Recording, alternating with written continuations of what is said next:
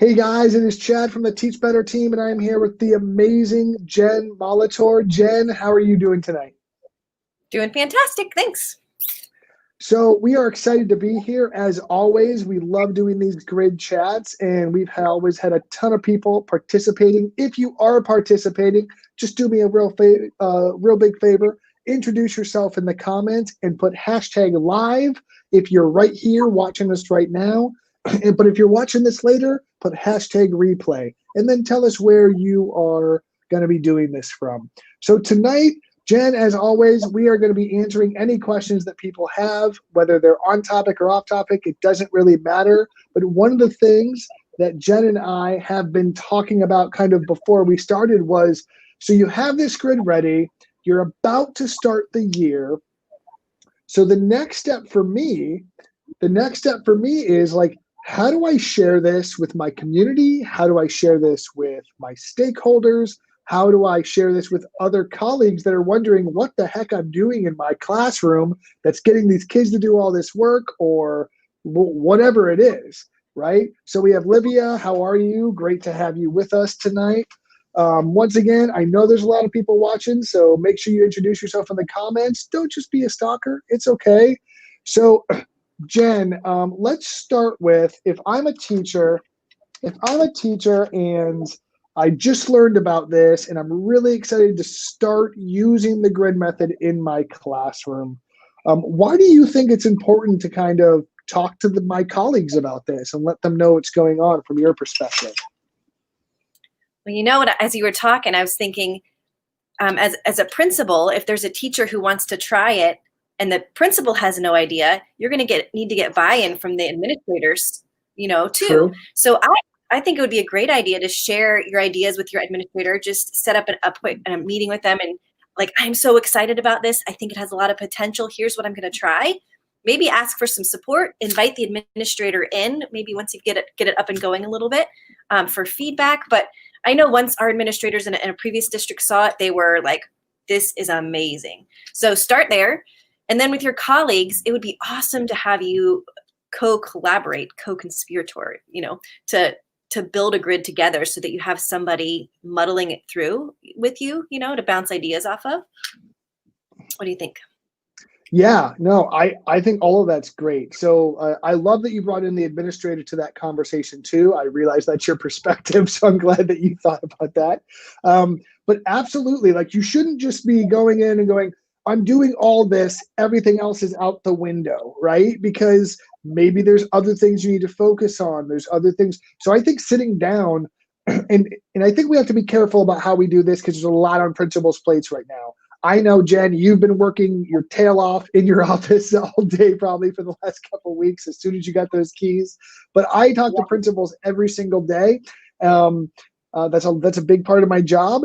And they have been working all summer with a lot on their plate. And it's absolutely important that we have this discussion and go, real quick, just take a minute, sit with them, explain what you're doing. If they come into your room, what are they going to see?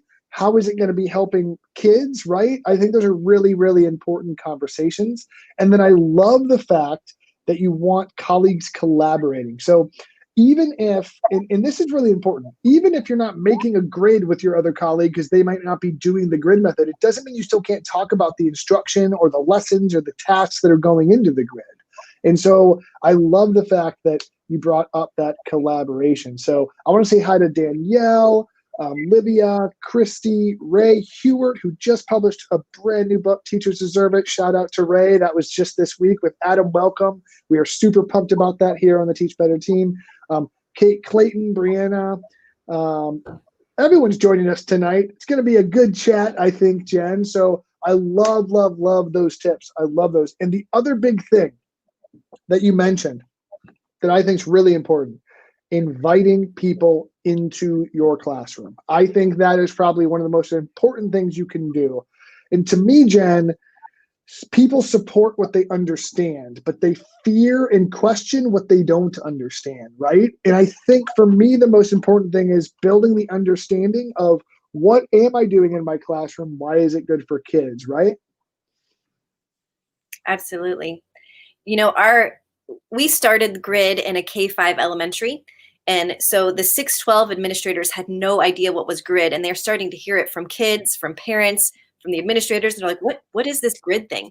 So the elementary administrators decided to do an introduction grid with those administrators. So we created a grid, and we actually introduced them to standards-based grading in a grid. So they got to learn both at the same time. They actually experienced a grid, which by the end they were like, oh, I could totally work at my own pace, and I could Yeah. start here and to move here. And so they got to see the beauty of that, the whole self-paced and moving around as they needed to. So that's a great idea too, is to kind of do a mini grid to kind of take teachers through, if you want to Yeah. do a TB thing. Yeah, we've also had a lot of administrators and teacher leaders do like grid PD, right? So obviously you don't have to be as strict. It doesn't have to be as stringent, but you can easily lay out a grid for PD for your staff. Or if a teacher's running a session on standards-based grading, you can do a grid on that and then let them work through it at their own pace, or pre-test into different levels and things like that for the PD that they have to offer. We've had a lot of people do that, so I love that you brought that up. Another thing I've seen is during open houses, having a grid for parents to go through to kind of learn about the grid and go through it. But I think what I'm hearing, and I totally agree, it's like, let them feel the benefit of experiencing this as a learner. Let them feel the benefit of experiencing this as a student, so that when their student says something to them, or they come home and they ask about something, they have the context and they can go, well, can't you do X, Y, and Z? Because when we did it, like, that's how we could do it, right? And it makes those conversations so much more valuable. Absolutely. I love that. As we're talking about this whole remote learning and how kind of schools may be moving more towards all full remote learning, grid can be so powerful in those situations. If you want to introduce parents to a grid at home, and kind of an introduction grid by helping the kids set up their space at home, and maybe even having something for the parents to Yeah, do they do I love it. forms, help their student with find an area. There could be so many ways to do an intergrid, but even for parents and for kids. I absolutely love that. Ray Hewitt just did a webinar on creating intro grids. And one of the things that they talked about during this series was like, some of the teachers actually put like parent components into their intro grid for the year. So like part of the grid was like, take this home and get it signed by your parent, or explain the grid to your parent, or these other things. And that was actually part of the student's responsibility, which I thought was really, really neat. I thought it was a really great way to kind of make that connection. But it really, truly is just about communicating with all those stakeholders, making sure they fully understand. And I have to be honest with you, something that you told me about 4 years ago when we first met, we finally started doing ourselves. So we now, when we do our workshops, we take teachers through a grid. When we do our workshops digitally, and we transfer them to remote, we created a grid for our training. And it's been so nice as a trainer, as a coach, as a teacher myself for this method to go, hey, it's okay if we're not where you think you're supposed to be, because you can work at your own pace. And like the first day of that, all the teachers are like, but I didn't get my targets done, or I didn't get my learning opportunities done. And they start freaking out. And I go, hold on. It's okay. This is literally what this was meant to do. Like, this is what it's supposed to do. And it's okay if you are where you are. And it's funny because by the end of the workshop, by the end of the webinar, the series, all the teachers are like right in the groove. They understand how everything works. And I think it truly is. It's just bridging the gap between fear and understanding, right? And I think that so Tammy has an interesting question, and I want to address this. Has anyone done daily grids? I ask this because I'm thinking it might be a good way to train the little ones on grid in the beginning. So Tammy, we actually have a course in the Teach Better Academy called Bite Size Mastery. And what that concept actually is literally a day-to-day grid. So instead of it being an entire unit, what you're doing is you're essentially starting class with a pre-assessment, and then you're placing students where they belong into their stations or whatever, and then you're assessing after they're done with that station and they can move to the next one or advance or get the remediation they need, and then you have a new one the next day. So Tammy, you can absolutely do that. We've seen that. We've kind of thought through that for you a bit, but I would check that out on Teach Better Academy for a specific tool and some specific resources for you. Another thing you can do, Tammy, in terms of like short-term grids, your first grid could be one level. It could be a week. It could be 3 days, right? Sometimes it's easier to start like really small and start with like a 3-lesson, 4-box grid, something like that. It doesn't have to be the whole thing. You don't have to bite off the whole thing all at once. You can easily start small. But I would also say, Tammy, that and Jen, you can you've worked a lot with this in elementary grade levels. Like kids take to this a lot easier than adults think they will, in my opinion, right? Like at least from my experience. Absolutely. The kids in our elementary, I mean, only after I would say maybe a year of working on grids, they were wanting to create their own for fun. So they loved and understood grids so much, they started creating them and sharing them with us. So, I mean, super powerful. Yes. Yeah. So Tammy, I absolutely understand getting started, and I agree, maybe start small. But one thing, I've seen this K through 12, I've seen this K through 2, 3. Like I'm literally working with some elementary teachers tomorrow for a workshop from a district.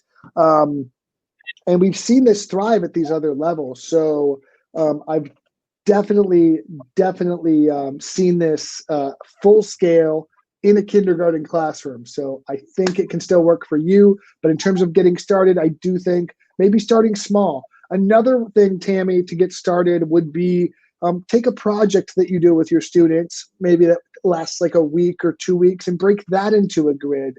That way they can learn the process of the grid in a way that you've already kind of planned out for that project or things like that.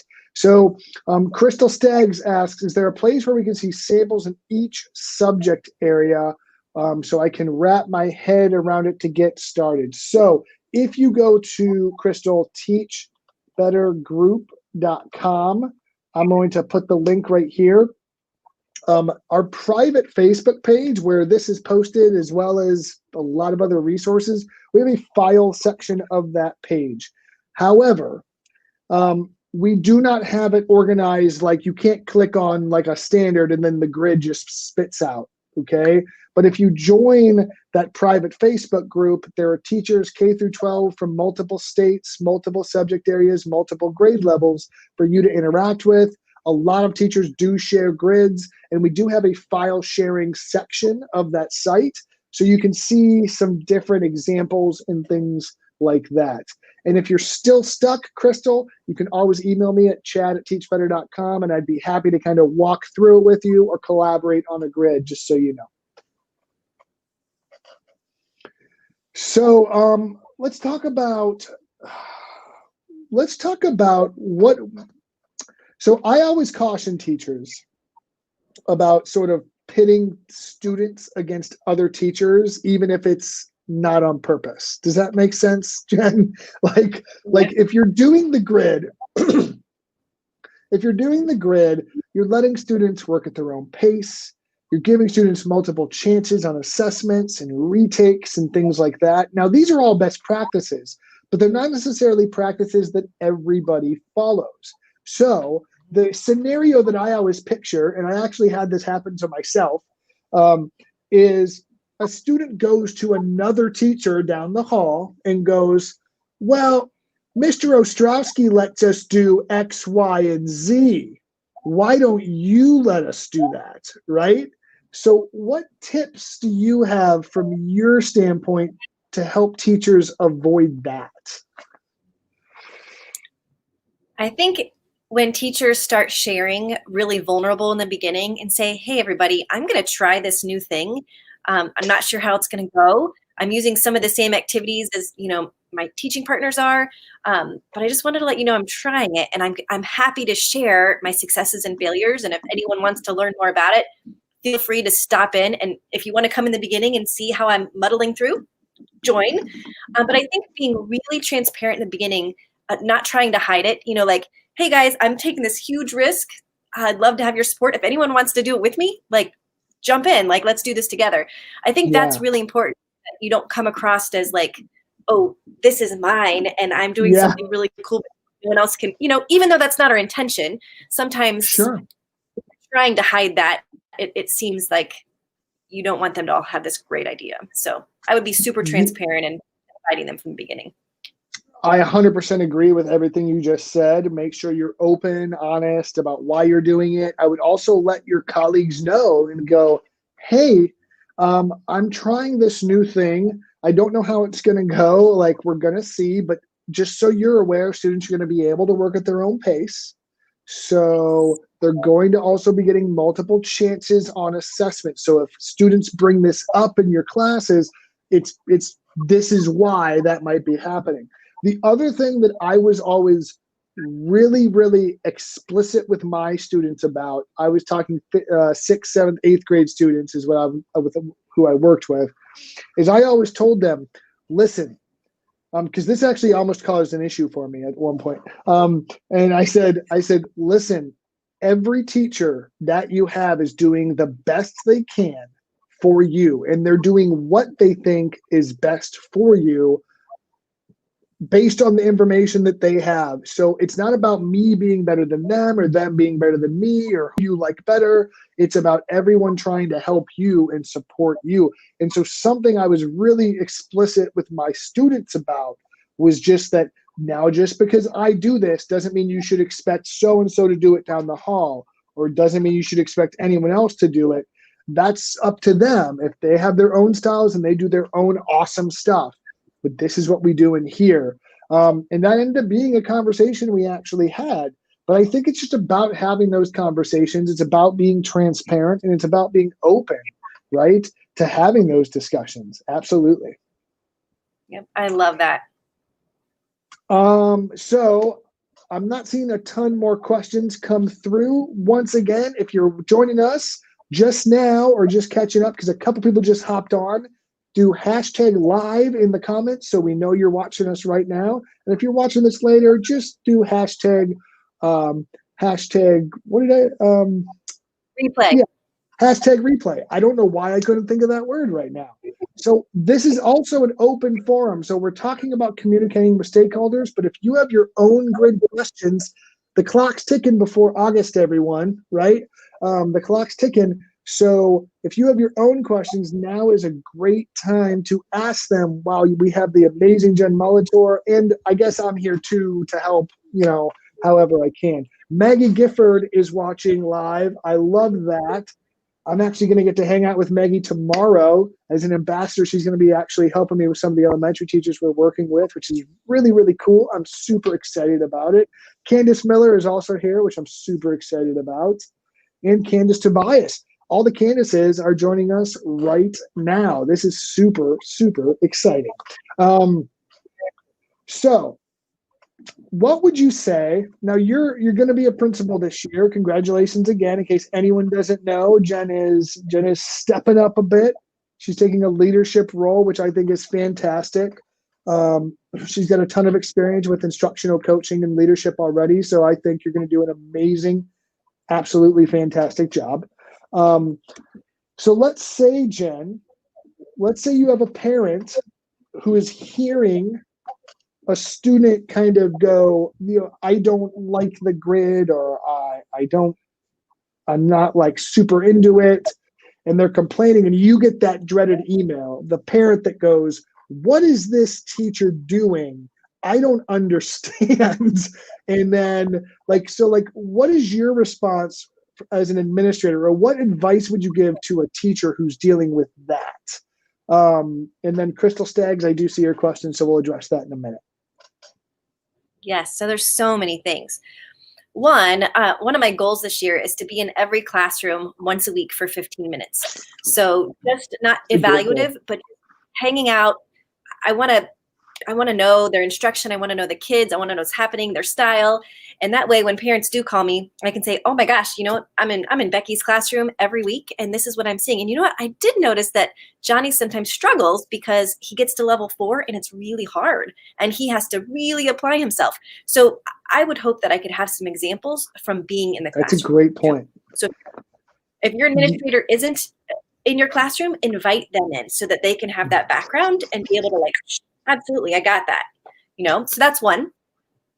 Another one is on the teacher's end. If they're getting this email, you know your kids. And so whatever's going on with that kiddo, that he's struggling or not liking it, I would want to find out why, for sure. You know, one thing that our teachers did last year is they would send out a little survey at midpoint of the year and ask the kids, how is this going? This is kind of different for you.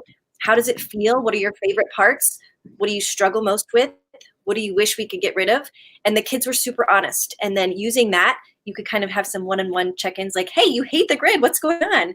And sometimes it's because the kids are held really accountable and they've really got to put their nose to the grind, right? Like they've got to do it. So those kind of check-ins, I think, can elicit lots of feedback that can help you pivot, but can also help you be proactive before those grumpy feelings get home to parents. So I absolutely love that. Not only is that a great tip for administrators, I think knowing your kids, knowing your classrooms, having that context to go, well, I know he said this, but I've been in that classroom and this is actually how it goes. Maybe he's perceiving it this way, but also like the trench work that the teacher can do day to day to really survey, see how things are going. I absolutely love all of that. And you're absolutely right. I absolutely think you're right in the fact that a lot of students who say they don't like the grid, it's that they don't like being held accountable and they've never been held accountable before. And I'm actually 1,000% as a teacher okay if that's the reason they don't like the grid. Yes. like I'm on board with that. Like I'm totally okay if that's where they're. So Crystal Staggs, hope she's still watching, says, what subject would be easiest to start making a grid for? So this is a really loaded question, and I don't really think there's a quote unquote right answer because I think it depends on the teacher. If you're teaching 4th grade inclusion classroom with all subjects, right?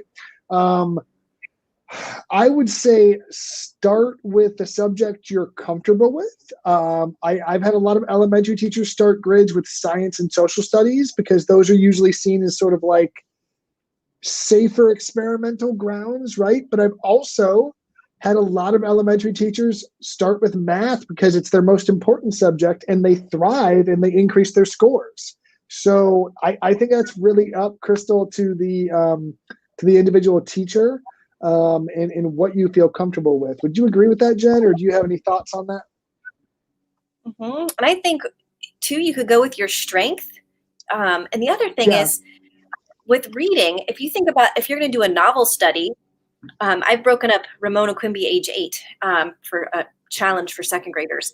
And I kind of went chapter by chapter and kind of worked their way with the grid. So it wasn't as much as the depths of knowledge as much as kind of the flow for how to progress through the chapters. And then there was some extension when you got to level 5. So that could be a good place that's kind of laid out for you. You're already reading chapter 1. You're already doing specific assignments. You could kind of lay it out that way, though it's not exactly the whole depths of knowledge thing per se. Sure. Yeah, no, I think that's a great starting point.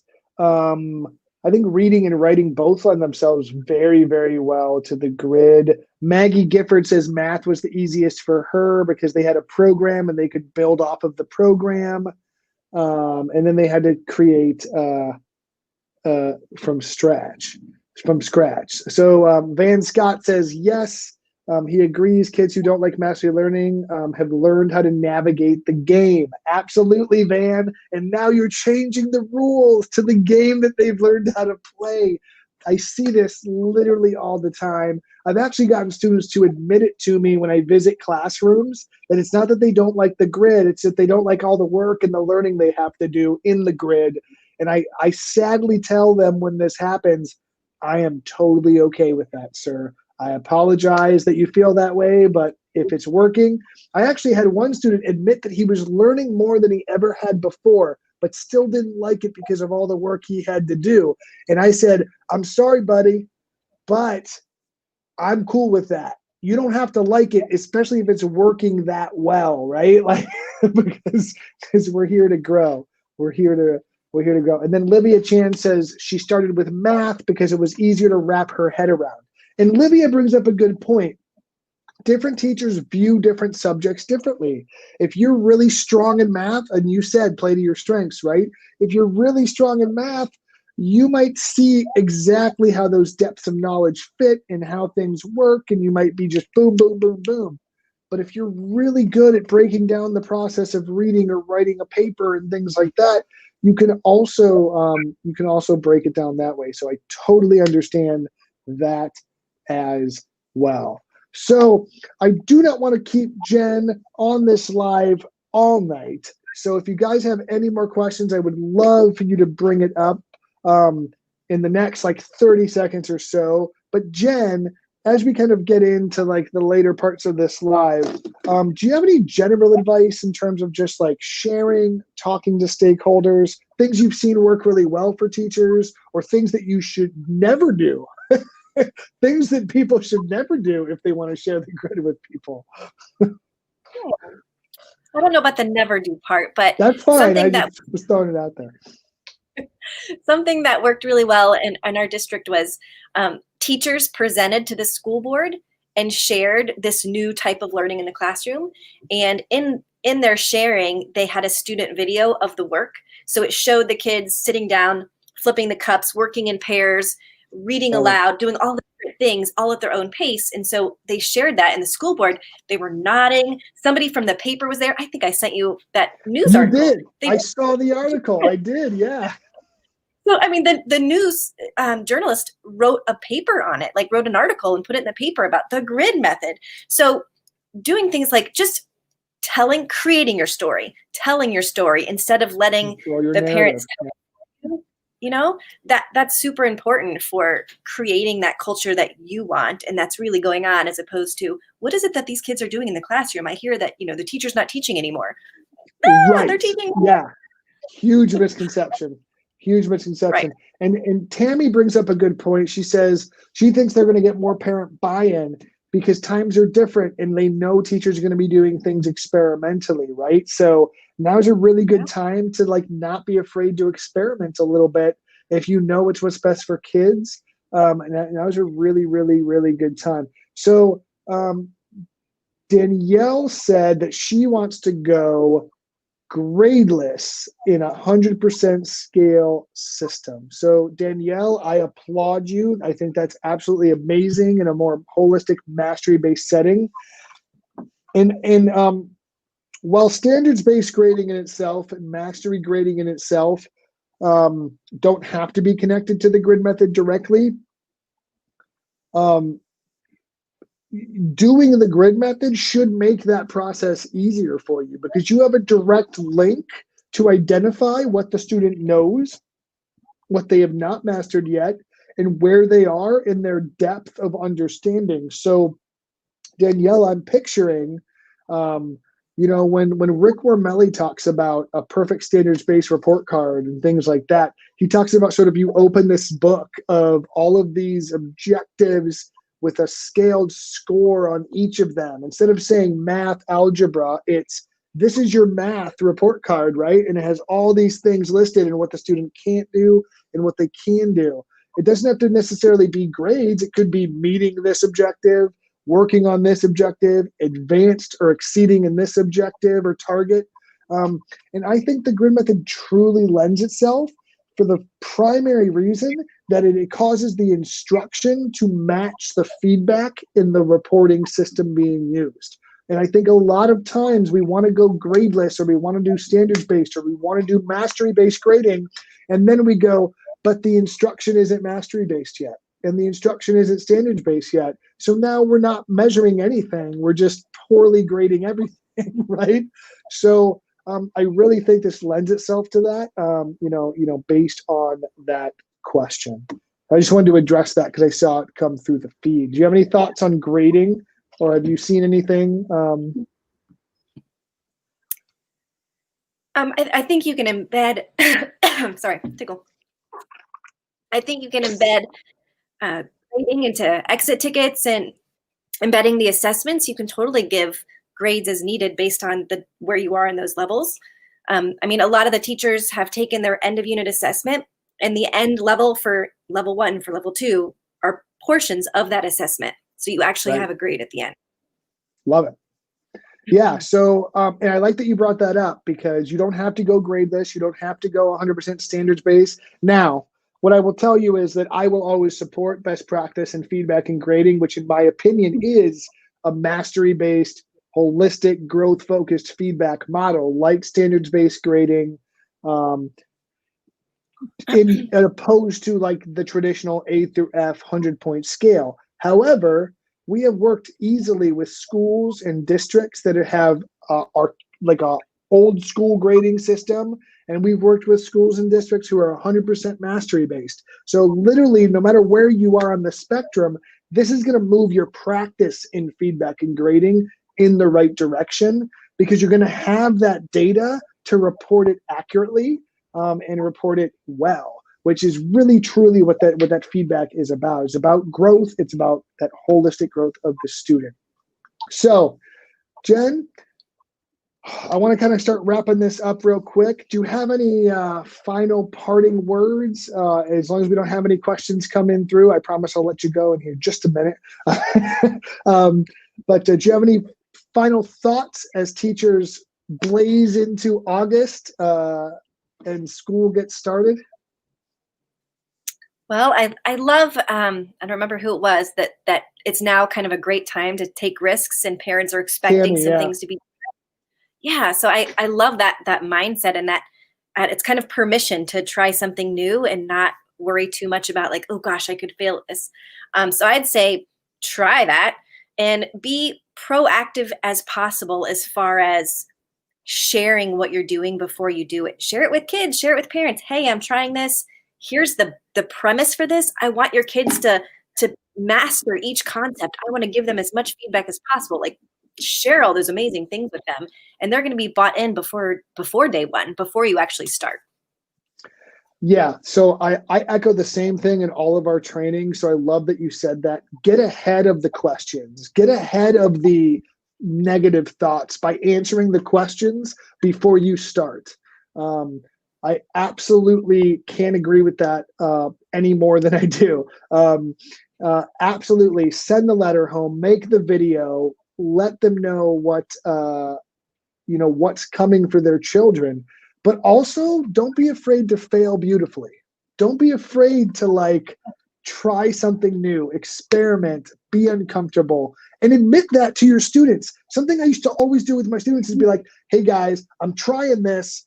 We're going to see how it goes. So if it blows up in my face, give me a break, okay? So I would literally say these things so that a lot of times they went fine. But if they do go wrong, then your students are on your side. So I think it's really just about that transparency. So regardless of where you are, I hope that you got something out of this session, this grid chat tonight.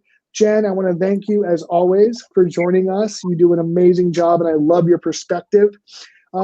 We should have another one next month. Jen, you just let me know if your principal schedule gets too crazy, okay? And we'll figure that out. Okay. You just shoot me a text. You let me know. But we are here for you. Let me know if you guys need anything else. Jen, thank you again. And everybody, have an amazing, amazing night. Take care.